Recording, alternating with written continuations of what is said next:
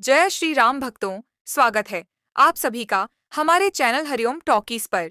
जैसे कि आप लोग जानते ही हैं कि शारदीय नवरात्रि प्रारंभ हो चुकी है, तो आज हम सुनेंगे शारदीय नवरात्र के दूसरे दिन मां ब्रह्मचारिणी की कथा। नवरात्रि के दूसरे दिन मां दुर्गा के ब्रह्मचारिणी स्वरूप की पूजा होती है।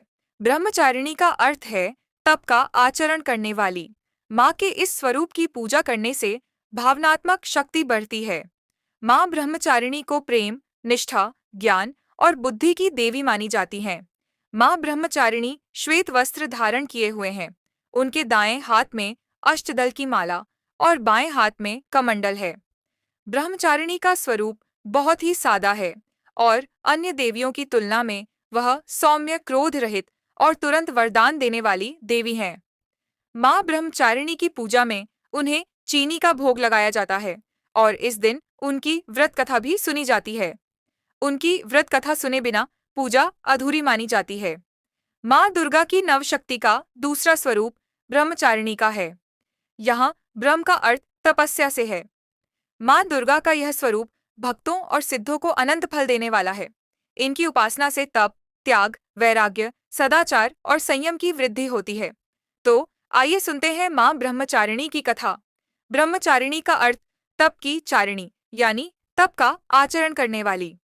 देवी का यह रूप पूर्ण ज्योतिर्मय और अत्यंत भव्य है।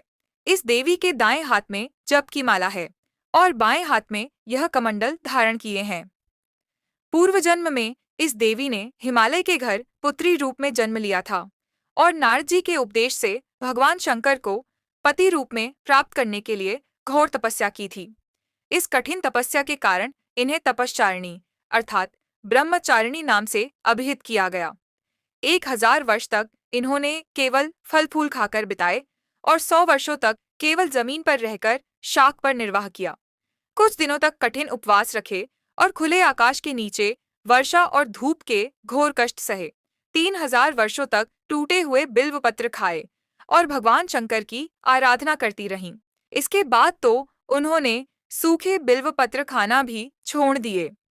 कई हजार वर्षों तक निर्जल और निराहार रहकर तपस्या करती रहीं।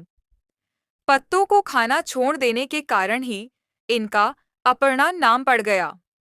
कठिन तपस्या के कारण देवी का शरीर एकदम क्षीण हो गया।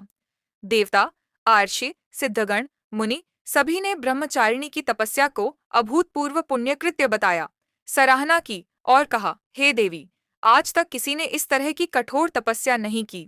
यह तुम्ही से ही संभव थी। तुम्हारी मनोकामना परिपूर्ण होगी और भगवान चंद्रमौली शिवजी तुम्हें पति रूप में प्राप्त होंगे। अब तपस्या छोड़ कर घर लौट जाओ। जल्द ही तुम्हारे पिता तुम्हें बुलाने आ रहे हैं। ब्रह्मचारिणी मां की उपासना एवं आराधना करने से भक्तों को अनेक प्रकार की सिद्धि प्राप्त होती है, जैसे तप, त्याग, वैराग्य, सदाचार इत्यादि की वृद्धि होती है। इनकी कृपा से भक्तों को सर्वत्र विजय की प्राप्ति होती है एवं जीवन की अनेक प्रकार की परेशानियां भी समाप्त हो जाती हैं। माता ब्रह्मचारिणी के दाहिने हाथ में अक्षमाला, बाएं हाथ में कमंडल। आप सभी को शारदीय नवरात्रि की हार्दिक शुभकामनाएं। आप सभी को कहानी अच्छी लगी हो तो वीडियो को लाइक, शेयर करें और हमारे चैनल को सब्सक्राइब करना ना भूलें। जय माता ब्रह्मचारिणी।